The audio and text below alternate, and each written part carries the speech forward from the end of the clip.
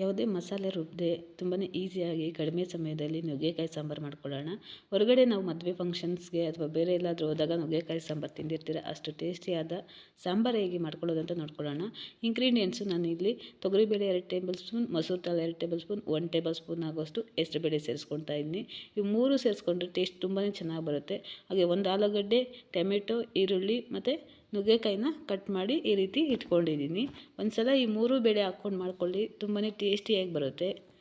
ಹಾಗೆ ಒಗ್ಗರಣೆ ಮಾಡ್ಕೊಳ್ಳೋದಕ್ಕೆ ನಾನು ಈರುಳ್ಳಿ, ಹಸಿಮೆಣ್ಸಿನ್ಕಾಯಿ, ಒಣಮೆಣ್ಸಿನ್ಕಾಯಿ, ಬೆಳ್ಳುಳ್ಳಿ, ಟೊಮೆಟೊ, ಕೊತ್ತಂಬರಿ ಸೊಪ್ಪು ಮತ್ತು ನುಗ್ಗೆಕಾಯಿನ ಇಟ್ಕೊಂಡಿದ್ದೀನಿ.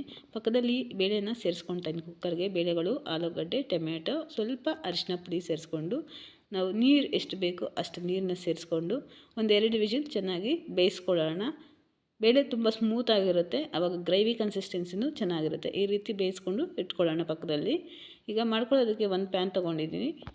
ಇದಕ್ಕೆ 1-2 ಟೇಬಲ್ ಸ್ಪೂನ್ ಎಣ್ಣೆ, ಸಾಸಿವೆ, ಜೀರಿಗೆ, ಹಾಗೆ ಹಚ್ಚಿಟ್ಕೊಂಡಿರೋಂಥ ಈರುಳ್ಳಿ, ಸ್ವಲ್ಪ ಬೆಳ್ಳುಳ್ಳಿ, ಸ್ವಲ್ಪ ಜಜ್ಜಿಟ್ಕೊಂಡಿರೋಂಥ ಬೆಳ್ಳುಳ್ಳಿ ಸೇರಿಸ್ಕೊಂಡಿದ್ದೀನಿ. ಒಣಮೆಣ್ಸಿನ್ಕಾಯಿ ಒಂದು 4, ಹಸಿಮೆಣ್ಸಿನ್ಕಾಯಿ ಒಂದು 4 ಸೇರಿಸ್ಕೊಂಡು ಸ್ವಲ್ಪ ಚೆನ್ನಾಗಿ ಎಣ್ಣೆಯಲ್ಲಿ ಬಾಡಿಸ್ಕೊಳ್ಳೋಣ. ನಂತರ ಕಟ್ ಮಾಡಿರೋಂಥ ಟೊಮೆಟೊ ಸೇರಿಸ್ಕೊಂಡು ಸ್ವಲ್ಪ ಬಾಡಿಸ್ಕೊಳ್ಳೋಣ. ಈಗಾಗಲೇ ಕಟ್ ಮಾಡಿ ಇಟ್ಕೊಂಡಿರೋಂಥ ನುಗ್ಗೆಕಾಯಿನ ಸೇರಿಸ್ಕೊಳ್ಳೋಣ. 1-2 ನಿಮಿಷ ಕೈ ಬಿಡದೆ ಬಾಡಿಸ್ಕೋಬೇಕು. ಎಣ್ಣೆಯಲ್ಲಿ ಬಾಡಿಸ್ಕೊಂಡ್ರೆ ಬೇಗ ಬಾಯ್ಲ್ ಆಗುತ್ತೆ ಅಂತ. ಜಾಸ್ತಿ ಬೇಯೋ ಅವಶ್ಯಕತೆ ಇಲ್ಲ. ಸ್ವಲ್ಪ ಚೆನ್ನಾಗಿ ಎಣ್ಣೆಯಲ್ಲಿ ಫ್ರೈ ಮಾಡ್ಕೊಳ್ಳೋಣ, ಆಗ ಟೇಸ್ಟು ತುಂಬಾ ಚೆನ್ನಾಗಿ ಬರುತ್ತೆ.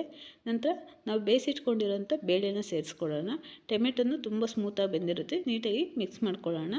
ಆಲೂಗಡ್ಡೆ ಬೇಕು ಅನ್ನೋರು ಆಗಲೇ ಬೇಯಿಸ್ಕೊಂಡಿದ್ದೀನಿ ನಾನು. ಇದಕ್ಕೆ ಸೇರಿಸ್ಕೊಂಡು ನೀಟಾಗಿ ಮಿಕ್ಸ್ ಮಾಡ್ಕೊಳ್ತಾ ಇದ್ದೀನಿ. ಮುದ್ದೆಗಾದರೂ ಸರಿ, ಅನ್ನಕ್ಕಾದರೂ ಸರಿ ಟೇಸ್ಟ್ ತುಂಬಾ ಚೆನ್ನಾಗಿ ಬರುತ್ತೆ.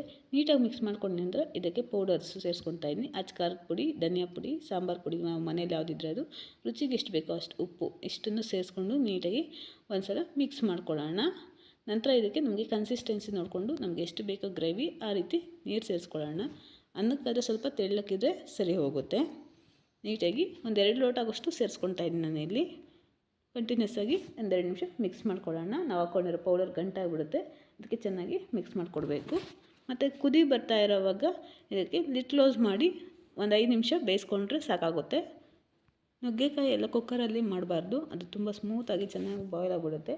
1-5 ನಿಮಿಷ ಈ ರೀತಿ ಓಪನ್ ಪಾತ್ರೆಯಲ್ಲೇ ಬೇಯಿಸ್ಕೊಂಡ್ರೆ ಸರಿ ಹೋಗುತ್ತೆ. ಪ್ಲೇಟ್ ಓಪನ್ ಮಾಡಿದರೆ ಈ ರೀತಿ ಆಲ್ರೆಡಿ ಚೆನ್ನಾಗಿ ಬೆಂದಿದೆ. ಒಂದು ಸಲ ಚೆಕ್ ಮಾಡ್ಕೊಳ್ಳೋಣ ನುಗ್ಗೆಕಾಯಿ ಬೆಂದಿದೆ ಇಲ್ಲ ಅಂತ. ಬೆಂದಿಲ್ಲ ಅಂದರೆ ಇನ್ನೊಂದು 2 ನಿಮಿಷ ಇಟ್ಕೊಂಡು ಬೇಯಿಸ್ಕೋಬೇಕು.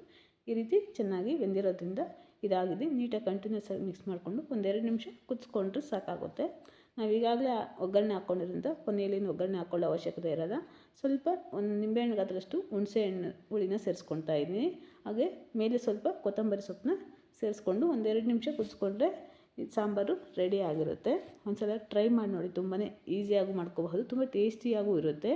ಈ ರೆಸಿಪಿ ಯಾರಿಗೆಲ್ಲ ಇಷ್ಟ ಆಯಿತು ಲೈಕ್ ಮಾಡಿ, ಇನ್ನಷ್ಟು ಜನರಿಗೆ ಶೇರ್ ಮಾಡಿ. ಇದೇ ಮೊದಲನೇ ಬಾರಿ ನನ್ನ ಚಾನಲ್ನ ನೋಡ್ತಾ ಇದ್ದರೆ ಸಬ್ಸ್ಕ್ರೈಬ್ ಮಾಡ್ಕೊಂಡು ನೋಡಿ.